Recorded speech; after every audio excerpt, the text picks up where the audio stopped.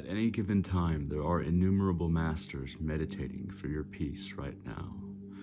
Whether it be a Buddhist monk meditating by ghee lamp in an old, dusty monastery, saying mantras inwardly and focusing on the peace that he's cultivating in his heart, that's for you.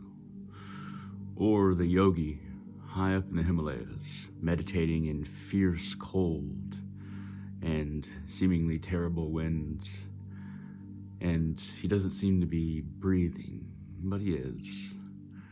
He's meditating deep within himself, feeling the soul, feeling the Atman, so that you feel it too.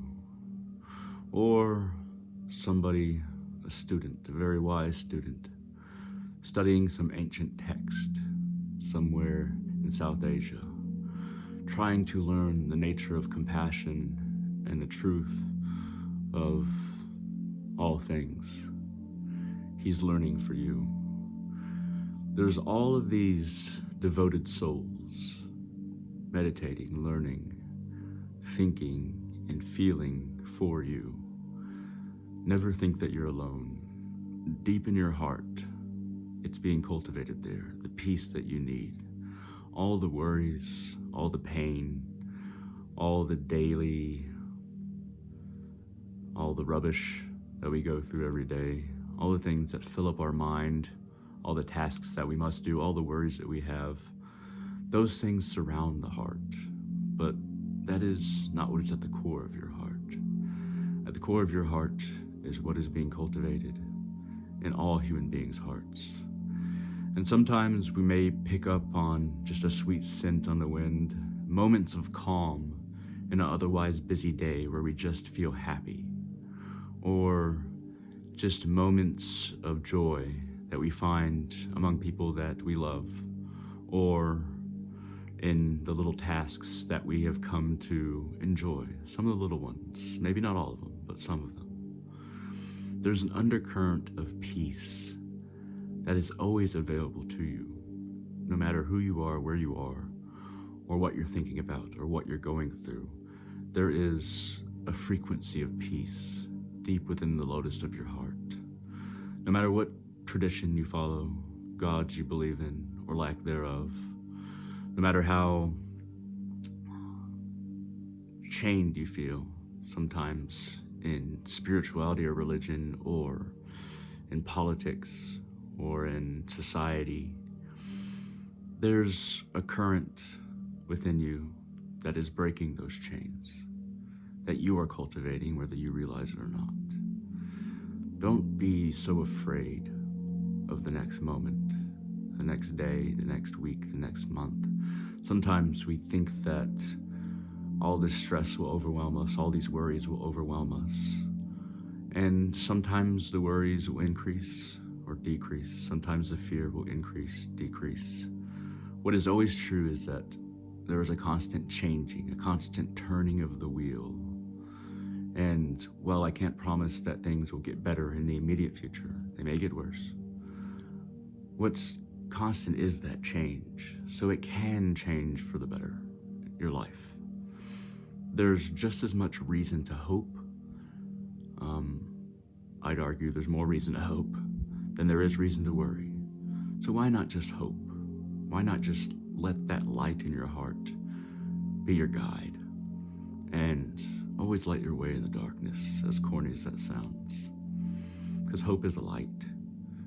But there are so many masters and beings out there that are working to make that light of hope in your heart brighter, so that you don't get overwhelmed.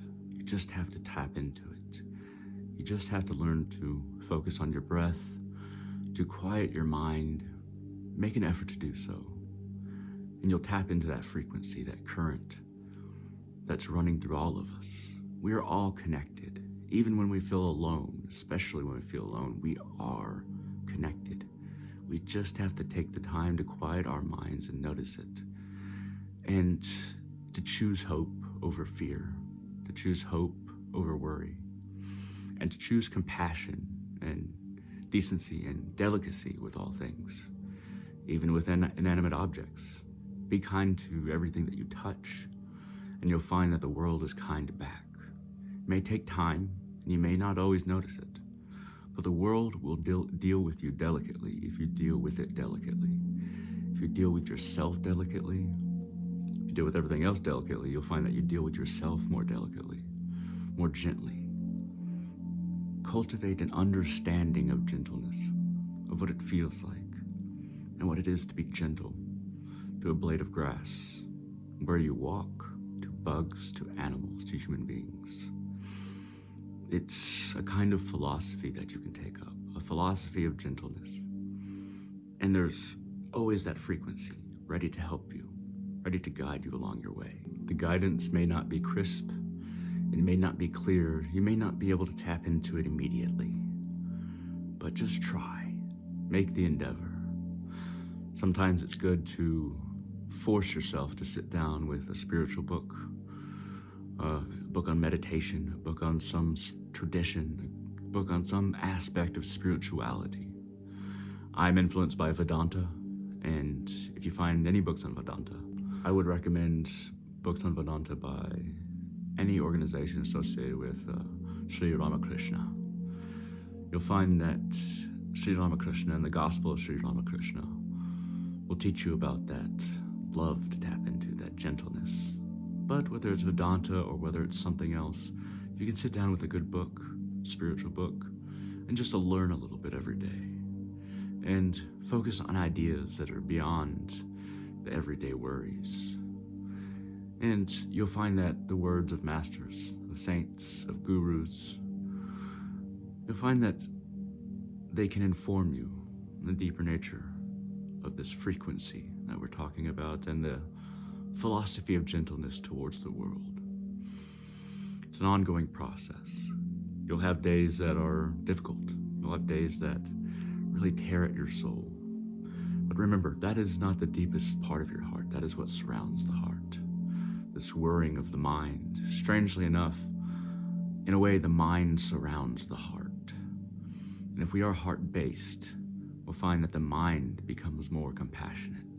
If we always think of our heart, we always think of compassion and gentleness, we'll find that we're being informed by the deeper part of our heart. And we slowly start to understand things. We learn that fear is far more temporary than love or compassion. Fear is cyclical, and we can feed it or we can walk away from it. We can always walk away from worry and fear. And we need not worry about even the logical worries, even the worries that we feel like are definitely there, definitely a problem.